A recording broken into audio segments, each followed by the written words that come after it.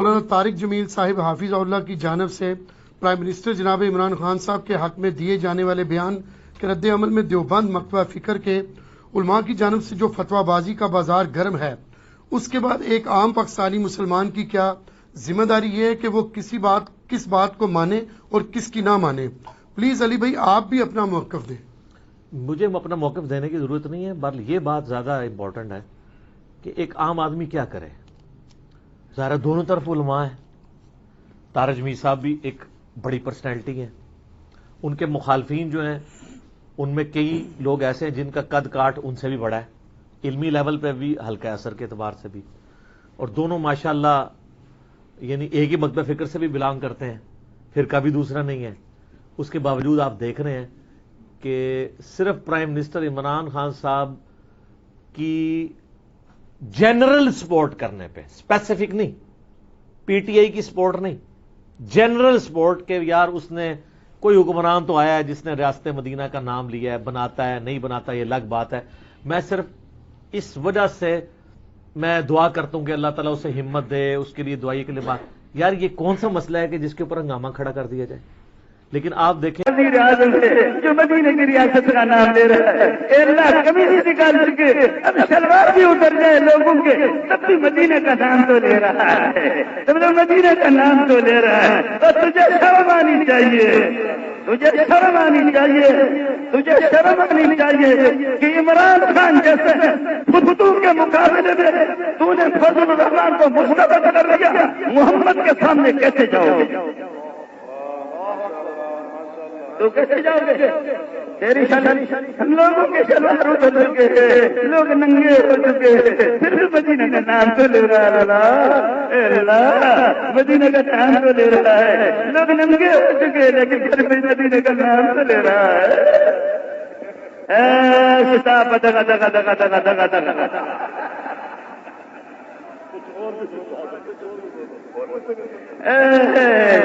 کاروبار بند ہو چکا پھر بھی مدینے کا اسلام کا نام تو لے رہا ہے۔ اب آپ سن لو، اب سنو ہمارے بلوچی میں، یہ پٹھان کو نہیں مانے گا نہ مانے، اس سے مجھے سچ میں ہمارے بلوچوں میں کہاوت مشہور ہے، کوئی ایک خاتون کی عزت کو لوٹ رہا ہے، اس کے کپڑے بھی اتار چکے ہیں، عزت لوٹ رہا ہے، بدکاری کی حالت میں کہہ رہا ہے مجھے آپ سے بہت پیار ہے لیکن نماز پڑھا کرو، روزہ رکھا کرو، حج کیا کرو۔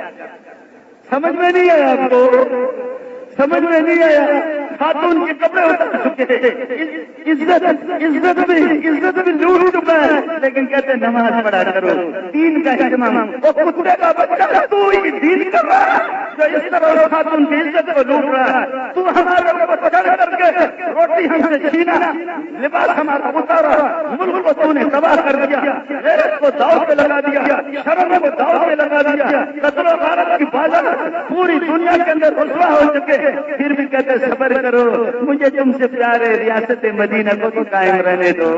لیکن صاف صاف آپ کو بتا رہا ہوں، اللہ کی قسم مولانا فضل الرحمان اور علماء کی جماعت سے بڑھ کر کے، علماء سے بڑھ کر کے اس ملک کا خیر خواہ اور ہمدرد کوئی بھی نہیں۔ کہتے تھے ہاں دلیا پہلی بھی تو ہوتی رہی ہے، تم لوگ اتنے فریاد نہیں کرتے ہو اور اب کیوں فریاد کرتے؟ دیکھو مسجد کے اندر ایک آدمی چھوٹی ہوا چھوڑ رہا ہے پھر بھی شریعت اجازت دیتی ہے، لیکن یہ ٹٹی کرتا اس کو کوئی نہیں اجازت نہیں، تو ٹٹی کر سکتا۔ وضو تو دونوں کا ٹوٹا، وضو تو دونوں کا ٹوٹا لیکن تو ٹٹی کر سکتا ہے۔ اس طرح باقی کے چھوٹے چھوٹے اگر دھاندلیاں ہوئی تھوڑا سا وضو ٹوٹ گیا تو نے تو پورا پاخانہ کر دیا، اس لیے پوری قوم تیرے خلاف ایک طرف ہو جا، ایک طرف ہو جا، ایک طرف ہو جا۔ لیکن آپ دیکھیں کہ طارق جمیل صاحب کے مکتبہ فکر کے ہی علماء اور ان کی کٹر قسم کی پبلک طارق جمیل صاحب کے بارے میں کس قسم کی فحش گوئی پہ اتر آئی ہے۔ آپ ذرا کامنٹس پڑھیں، کئی علماء کی ویڈیوز ریکارڈ ہوئی ہیں جس میں انہوں نے نام لیے بغیر پورے اشارے کر کے بتایا کہ وہ کس کے بارے میں بول رہے ہیں۔ طارق جمیل صاحب کے بارے میں ایک مولوی کی ویڈیو چڑھی ہوئی ہے، وہ کہتا ہے جی یہ زر خرید علماء، ٹھیک ہے، نام نہیں لیا طارق جمیل صاحب کا، لیکن آسٹریلیا کے ٹور، ظاہر ہے وہ ادھر ہی گئے ہیں، آسٹریلیا تو وہی گئے ہیں، ان کو گورنمنٹ ٹور لگاتی ہے، کرتے کرتے وہ پھر اس کو اس ایکسٹریم پہ لے کے اینڈ پہ کہتے ہیں ہمیں تو یہ بھی شک ہے ان کے اندر ایمان بھی ہے کہ نہیں. اسلام سے ہی باہر نکال دیا. حالانکہ کوئی اینٹی اسلام بات نہیں ہے, صرف اپنے نظریے سے تھوڑا سا, اور نظریے بھی دینی نہیں, پولیٹیکل اختلاف. طارق جمیل صاحب کو پتا پچھلے دنوں تقریباً 1-1.5 مہینے کے ٹور پہ کینیڈا آسٹریلیا وہاں گئے ہوئے تھے. تو یہ 17 اکتوبر کو ان کی واپسی ہوئی ہے. آج 20 اکتوبر ہے نا 2019. تو اسی دن ہی میری ان سے بات ہوئی فون پہ.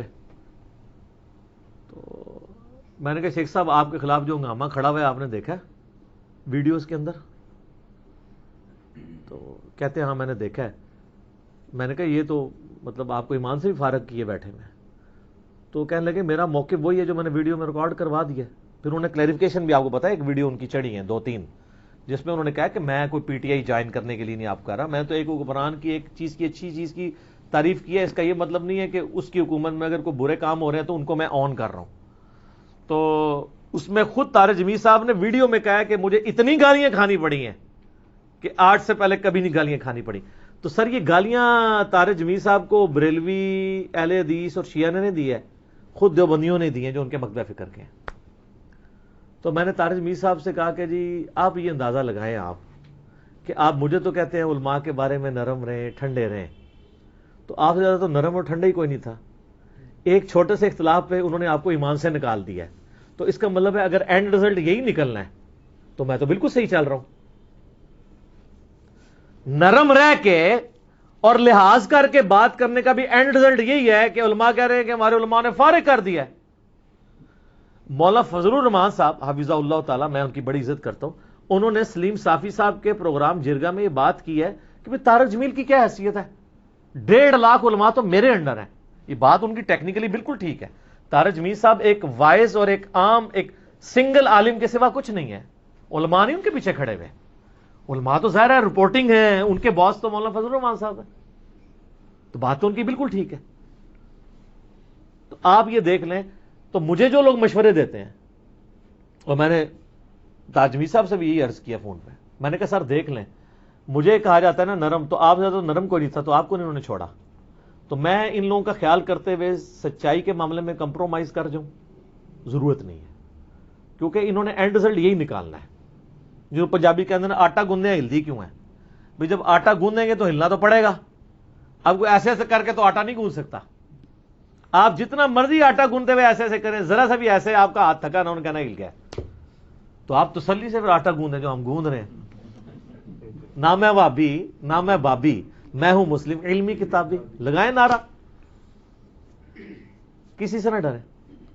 تو یہ ہمارے علماء کا ایٹیچیوڈ آپ دیکھ لیں, اور ان کی پبلک نیچے وہ کمنٹس میں نے خود پڑھے. میں بڑے شوق سے مولانا کو سنتا تھا, طارق جمیل صاحب کو, لیکن یہ جو کچھ انہوں نے کیا ہے اس یہودی ایجنٹ کے بارے میں, استغفر اللہ, اور پتہ نہیں کیا کہ الفاظ. وہ طارق جمیل صاحب کو بلکہ ایک آف دا وے جا کے اپنے بارے میں بتانا پڑا ہے کہ میں بھی جوانی میں سنگر تھا, میں نے بھی بعد میں توبہ کیا, تو اب مجھے آپ پرانی باتوں کے اوپر کریں گے, ٹانٹ کریں گے, تانا دیں گے, جن چیزوں سے میں توبہ کر چکا ہوں.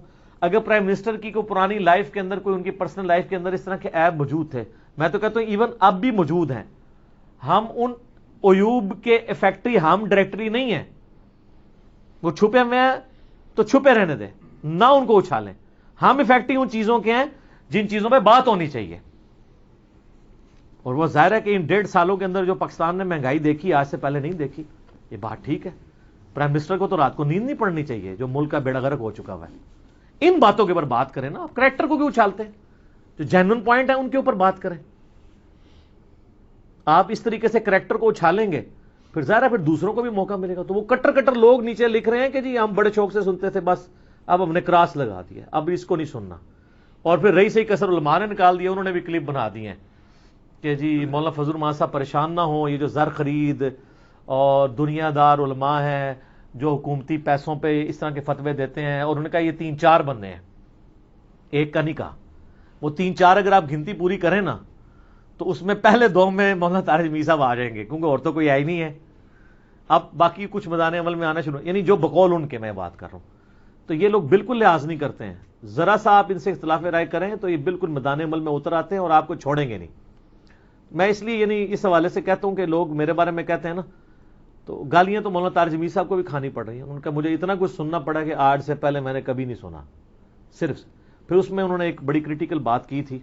وہ روایت تو ویسے ضعیف ہے لیکن اس کو سپورٹیو صحیح حدیث بھی ہے. انہوں نے روایت یہ بیان کی تھی کہ جو شخص کسی کو ایسے گناہ پر آر دلائے جس گناہ سے وہ توبہ کر چکا ہے، تو اللہ تعالیٰ مرنے سے پہلے اس تانا دینے والے کو، اس آر دلانے والے شخص کو بھی اس گناہ میں مبتلا کر دے گا سزا کے طور پہ. اچھا، یہ روایت اصول محدثین پہ صحیح نہیں ہے لیکن یہ فٹ ان بیٹھتی ہے صحیح مسلم کی ایک حدیث کے اندر. بالکل سونے کی مہر صحیح حدیث، ظاہر صحیح مسلم کے اندر ہے. انٹرنیشنل نمبر کے مطابق 6681 ہے. اور آپ کو یہ حدیث مشکات کی دوسری جلد میں بھی نا اللہ تعالیٰ کا جو ناموں کا ذکر اور استغفار والا جو چیپٹر ہے اس میں بھی آپ کو پہلی فصل میں یہ حدیث مل جائے گی مسلم شریف کے حوالے سے 6681 کہ نبی صلی اللہ علیہ وآلہ وسلم نے فرمایا کہ اگلے زمانوں میں ایک شخص تھا، اس شخص نے کہا اللہ کی قسم فلاں شخص کو اللہ کبھی بھی معاف نہیں کرے گا، وہ اتنا گناہ گار ہے. اوئے ہوئے ہوئے. اللہ تعالیٰ نے فرمایا یہ کون شخص ہے جو میرے بہاف پہ قسمیں اٹھا کے کسی گناہ گار کے لیے یہ کہہ رہا ہے کہ میں اسے نہیں معاف کروں گا؟ یہ تو اللہ کا اختیار ہے. اور اس قسم کی سٹیٹمنٹس کون دیتے ہیں؟ جن کو تقوی کا ہیضہ ہوا ہوتا ہے. داڑھی والے بغیر داڑھی والوں کے بارے میں سٹیٹمنٹ دے رہے ہوتے ہیں. کیوں دے رہے ہوتے ہیں؟ ان کو ہیضہ ہو جاتا ہے نا تقوی کا. اس کو تو اللہ نے معاف ہی نہیں کرنا.